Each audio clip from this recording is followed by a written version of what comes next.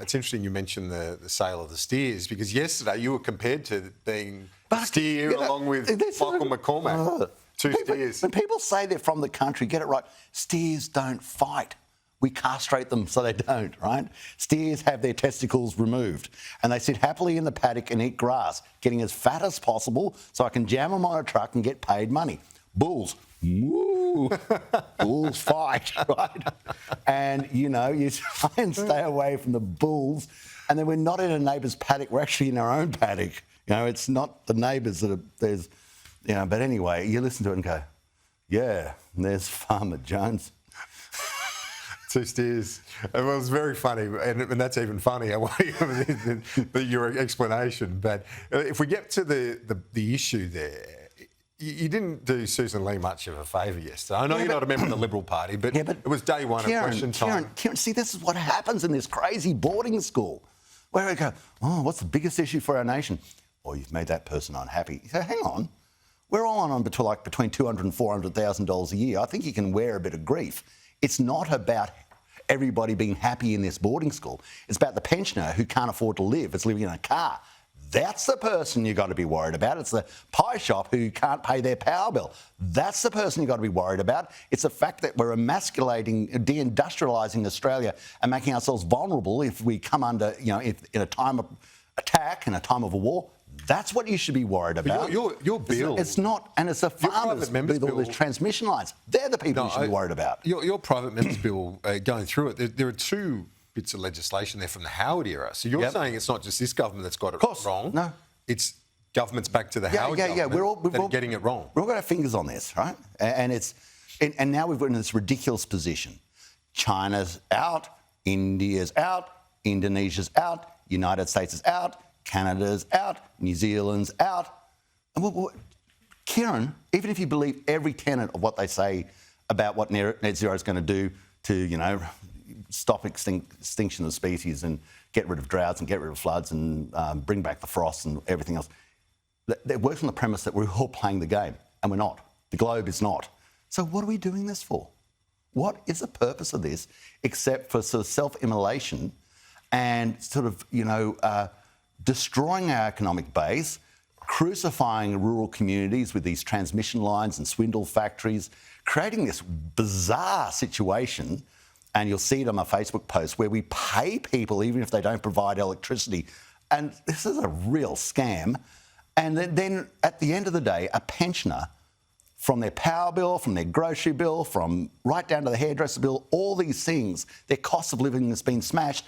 And the argument I get down here is, but you might have upset one of your colleagues. No. Well, it's interesting.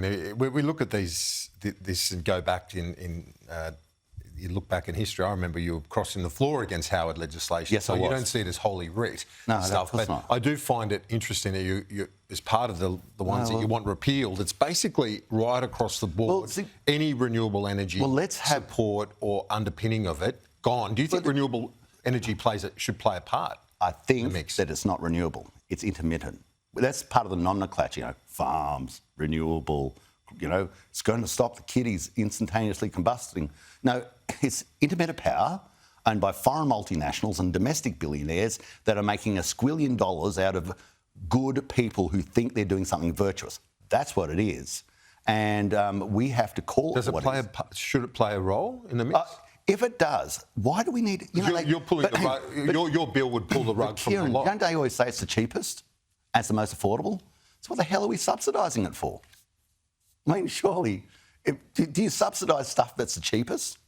Don't you say, well, wow, congratulations, well done, God bless you, and here's a thing called the marketplace, and you just go out and batter. Who's going to build a coal-fired power station? You said this week that you would be open. I'd be happy to do it. I mean, I'd build them. Well, governments built them in the start, and other people, you remember, we have put in the legislation to put them out of business.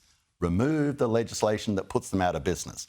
I can assure you there is not a nation on this planet that is running an effective economy with wind towers and solar panels. Not one. We can't even build the damn things, and we're going to run the country on them. This is crazy. When you put that bill and discuss this day one of Parliament. I know, you know, you're very good at creating headlines and you know how to run the media. And obviously, we've known each other a long time. But you also know this has caused a big headache for those Liberals in you know, and this is not just one individual. This is your partner in politics. Let's go through. How do they win those urban seats? Let's go through it. The South Australian Liberals have moved a motion from their branch members, not from the politicians, to get out of net zero. The National Party in New South Wales moved a motion to get out of net zero. The CLP in the Northern Territory have moved a motion to get out of net zero. Canning branch of the Liberal Party moved a motion to get out of net zero. Wide Bay's moved a motion. This is not being led by the Parliament. This is being led by the people. Go for a wander down streets and say, you know, does net zero blow your hair back, what's left of it?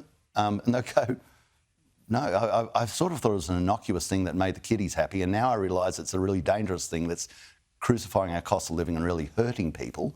And once more, this crazy thing, let's just go through that. Let's say it's about teal seats.